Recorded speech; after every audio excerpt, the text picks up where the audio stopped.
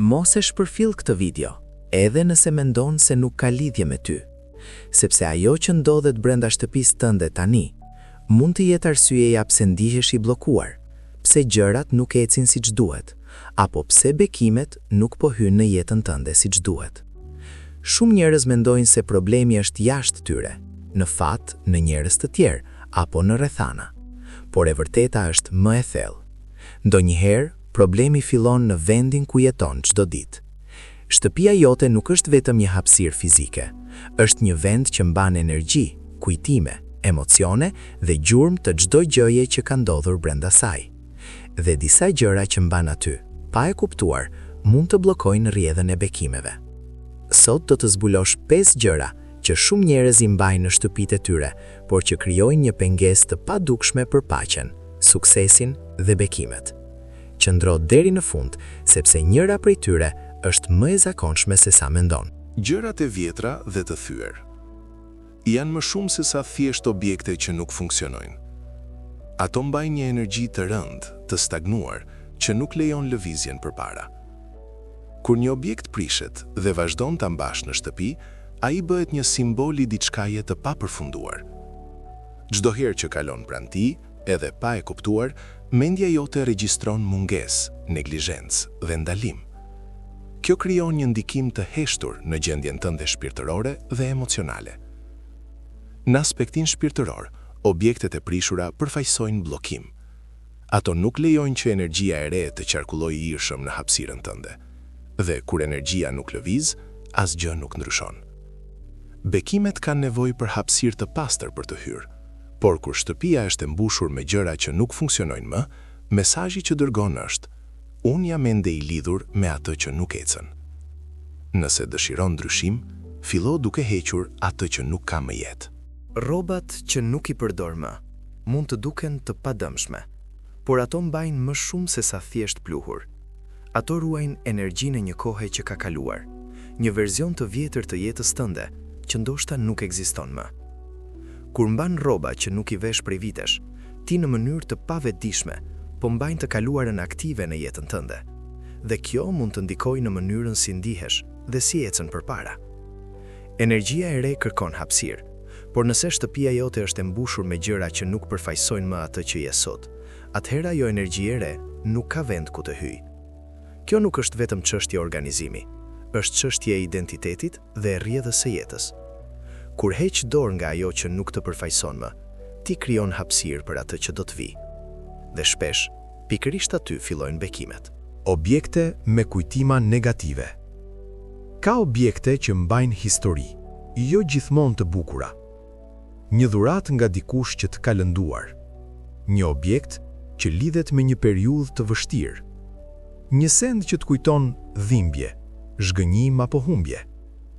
Edhe nëse nuk mendon për to çdo ditë, ato janë ende aty. Dhe energjia e tyre nuk zhduket vetëm sepse ti zgjedh ta injorosh. Sa herë që i sheh, edhe për një moment, diçka brenda teje reagon. Një ndjenjë e vogël, një kujtim i shpejt, një emocion që kalon në heshtje. Dhe kjo mjafton për të mbajtur atë energji aktive në jetën tënde.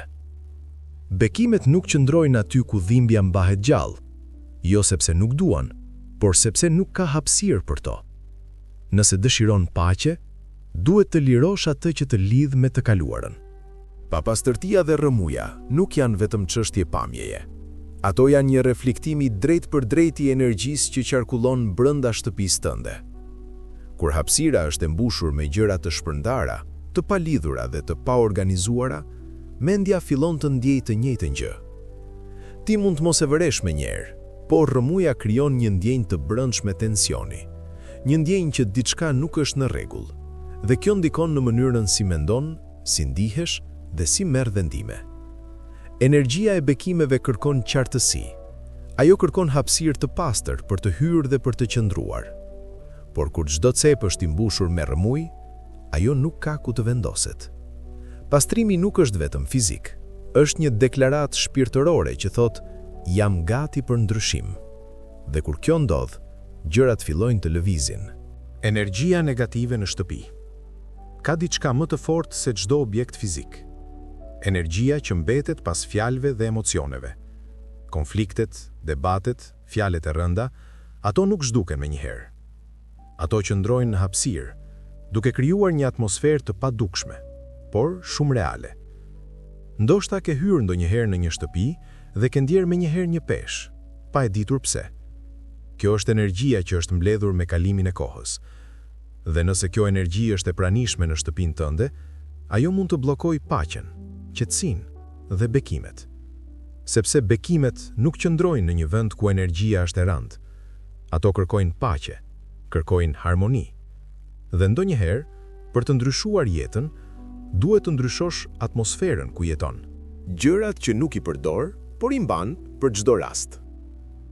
Ka shumë gjëra që njerëzit i mbajnë me justifikimin mund të më duhen një ditë. Por kjo krijon një mentalitet mungese. Kur mban gjëra që nuk i përdor, ti po i thua vetes se nuk ke mjaftueshëm, se duhet të ruash gjithçka nga frika e së ardhmes. Kjo energji është shumë e fuqishme. Sepse në vend që të krijosh hapësirë për të reja, ti mbush jetën tënde me të panevojshme. Bekimet kërkojnë besim. Besim që ajo që të duhet do të vijë në kohën e duhur. Por nëse gjithçka është e mbushur me frikë dhe mbajtje, rrjedha ndalon. Ndonjëherë, për të marrë më shumë, duhet të lirosh. Gjërat pa vlerë shpirtërore. Jo çdo gjë që ke në shtëpi të sjell paqe.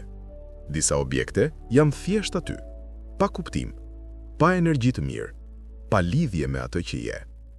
Dhe edhe pse duken neutrale, ato mbushin hapësirën. Sa më shumë gjëra të panevojshme të kesh, aq më pak hapësirë ka për energji të pastër. Shtëpia jote duhet të reflektojë qetësi, kuptim dhe qëllim. Çdo objekt duhet të ketë një arsye për të qenë aty. Nëse jo, ai bëhet thjesht një pengesë, dhe pengesat, edhe kur janë të vogla, mund të bllokojnë gjëra të mëdha. Energjia e së kaluarës. Shtëpia jote mund të mbajë më shumë nga e kaluara se sa mendon. Fotografi, objekte, kujtime. Disa prej tyre janë të bukura, por disa të mbajnë të lidhur me një verzion të vjetër të vetes. Dhe kur je i lidhur me të kaluarën, është e vështirë të ecësh përpara. Energjia e re nuk mund të hyjë plotësisht në një hapësirë që është ende e mbushur me të kaluarën. Nuk do të thotë të harrosh, por të zgjedhësh atë që të ndihmon të rritesh. Sepse jeta jote tani nuk është ajo që ka qenë, dhe shtëpia jote duhet ta reflektojë këtë. Mungesa e dritës dhe energjisë pozitive.